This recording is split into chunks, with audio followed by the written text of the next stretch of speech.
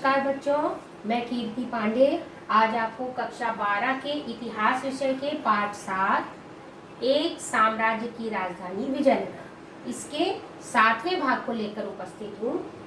आज हम पढ़ेंगे इसमें महानवमी डिब्बा के बारे में। बच्चों ये बहुत इम्पोर्टेंट है और सरल भी है, ये एग्जाम में आता है, तो आप ध्यान से सुनेंगे।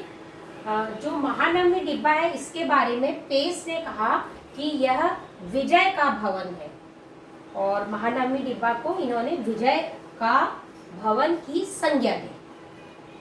अब जो है यह महानवमी डिब्बा जो है वह शहर के ऊंचे स्थानों में से एक था और यह एक विशालकाय मंच था और इसका जो आधार है वो 11,000 फीट का और इसकी ऊंचाई 40 फीट की है और इसका जो आधार है उसमें उभारदार उत्कीर्णन है, क्योंकि ये लकड़ी का बना है। तो लकड़ी इसके जो बेस है उसके बाद जो दीवार जो हमें दिखती है, मतलब स्टेज है, वो स्टेज ऐसे ऊंचा होता है, कई लेयर में, कई मंजिलों में, तो उनमें से जो है उभारदार उत्कीर्णन मिलते हैं, उसमें चित्र उकेरे हुए हैं लकड़ी में। अब जो है ये राजा का भवन नामक एक संरचना के अंदर ये स्थित है। राजा का भवन एक संरचना है विजयनगर साम्राज्य में, उसमें दो संरचनाएं हैं, एक तो है सभा मंडप और दूसरा है महानवमी डिब्बा। तो जो सभा मंडप और महानवमी डिब्बा है वह दोहरी दीवार से घिरा हुआ है और जो एक दीवार और दूसरी दीवार और उन दोनों दीवारों के बीच में एक गली है। तो इस प्रकार ये दो संरचनाएं हैं राजा का भवन नामक संरचना। अब जो ये सभा मंडप है ये जो है मंच है एक प्रकार का और इसमें निश्चित दूरी पर छेद है। जो स्टेज है, जो सभा मंडप है, उसमें निश्चित दूरी पर नीचे जमीन में ऐसे छेद हुए हुए हैं। तो ऐसा माना जाता है, कुछ इतिहासकार कहते हैं कि ये जो छेद है इनमें शायद लकड़ी के जो है स्तंभ खड़े होते होंगे, लकड़ी के स्तंभ खड़े करते होंगे और इस प्रकार उसे सुसज्जित किया जाता होगा।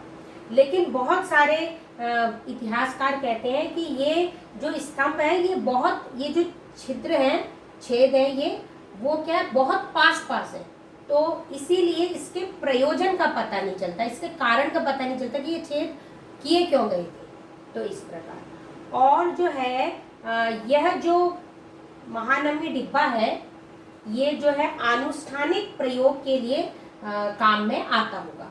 अब ये अनुष्ठान इसमें कब होता था, तो इसमें ये इतिहासकार मानते हैं कि संभवतः सितंबर अक्टूबर के महीने में जब शरद ऋतु होती थी, शरद माह होता था, तो उस समय जैसा कि उत्तर भारत में दशहरा, बंगाल में दुर्गा पूजा का आयोजन होता है, उसी प्रकार प्रायद्वीपीय भारत में इसे नवरात्रि या महानवमी के नाम से इस त्योहार को जाना जाता है। तो इस त्योहार का, इस महानवमी डिब्बे के अंतर्गत इस त्योहार को बड़े जोश उत्साह से मनाया जाता होगा, ऐसा इतिहासकार मानते हैं।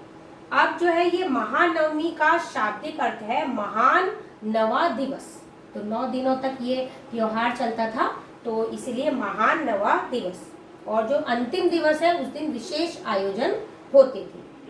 तो जो इसमें क्या होता था, जो ये इतना प्रदर्शन होता था, तो इस महानवमी डिब्बे में जो शासक थे विजयनगर साम्राज्य के, वे अपने रुतबे, ताकत और अधिराज्य का प्रदर्शन करते थे कि देखो हमारा रुतबा कितना अच्छा है, हमारी ताकत कितनी मजबूत है, इतने सारी सैन्य दल बल हमारे पास है और हमारा साम्राज्य इतना बड़ा है।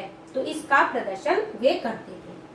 अब जो है जब धर्मानुष्ठान, जो इसमें कौन कौन से कार्य आयोजित होते थे इस अनुष्ठान के अंतर्गत, तो इसमें क्या होता था, मूर्ति की पूजा होती थी और राज्य के अश्वों की पूजा होती थी। जो घोड़े थे वो रक्षक थे, सेना के महत्वपूर्ण अंग थे, तो उनकी पूजा होती थी और भैंसों तथा अन्य जानवरों की वहाँ बलि दी जाती थी।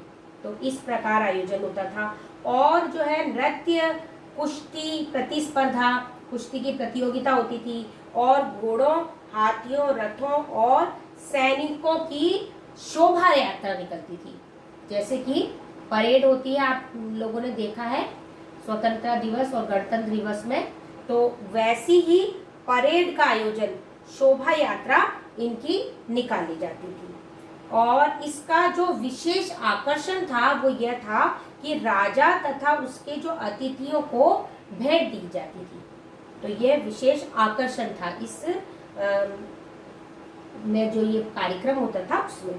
अब जो है अंतिम दिन जो था, जब ये त्योहार का अंतिम दिन होता था, उस दिन भव्य समारोह होता था और जो है सेना, राजा अपनी सेना का निरीक्षण करता था। और जो नायक, हम पिछले भाग में आपको बताया था, नायक जो थे, अमर नायक, राजा को साल में एक बार टैक्स देते थे, कर देते थे और भेंट देते थे और वो स्वयं उपस्थित होते थे। वह यही दिन था।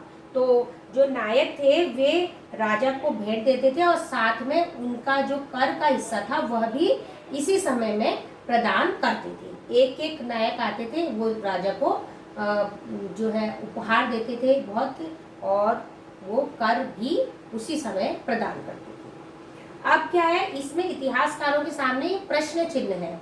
यह प्रश्न चिन्ह है कि ये इतना बड़ा आयोजन होता था, इतने जो है हाथी, घोड़े और जानवर और इतने सारे स्त्री पुरुष बच्चे यहाँ इसमें आते थे, जैसा कि इतिहासकार मानते हैं।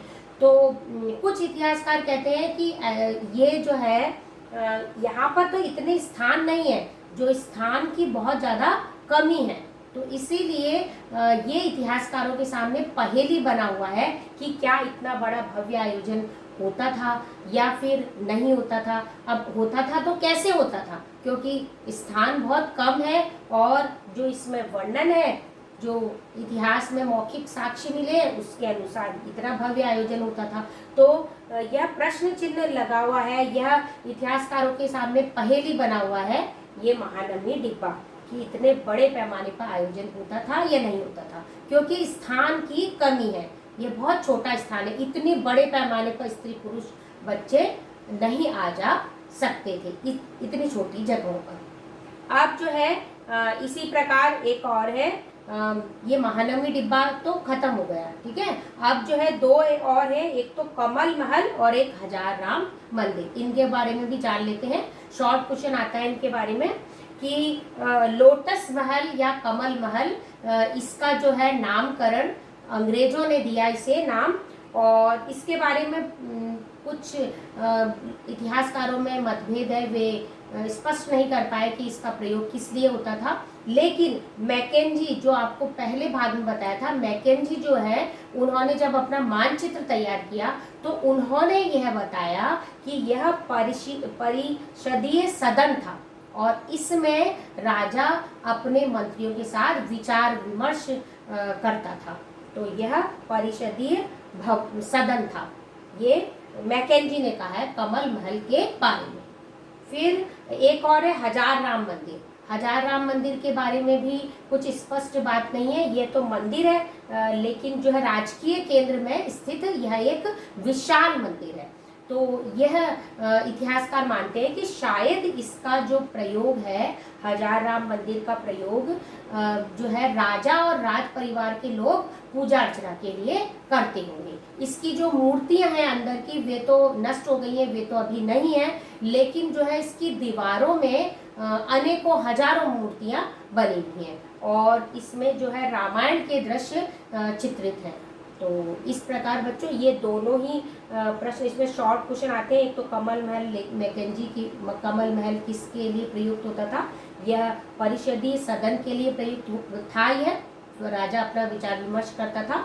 और जो है हजार राम मंदिर का, कि राजा और राज परिवार के लोग कहाँ पूजा अर्चना करते थे, तो इसका उत्तर है हजार राम मंदिर। तो ये शॉर्ट क्वेश्चन में आता है। और आज आपका होमवर्क बच्चों ये है कि आपको ये जो है लॉन्ग क्वेश्चन में लिखना है, महानवमी डिब्बा के बारे में आपको विस्तार से लिखना है। एक तो ये करना, और दो प्रश्न जो आपको एक्स्ट्रा क्वेश्चन करने, एक तो कमल महल की विजयनगर साम्राज्य के परिषदीय सदन को क्या कहते थे, तो उत्तर है कमल महल। और जो है राजा तथा राज परिवार के सदस्य विजयनगर साम्राज्य में कहाँ पूजा अर्चना करते थे, तो उत्तर है इसका हजार राम मंदिर। तो ये 2 तो एक्स्ट्रा क्वेश्चन और ये लॉन्ग क्वेश्चन में आप आज करेंगे। तो बच्चों आज का भाग समाप्त हुआ। धन्यवाद।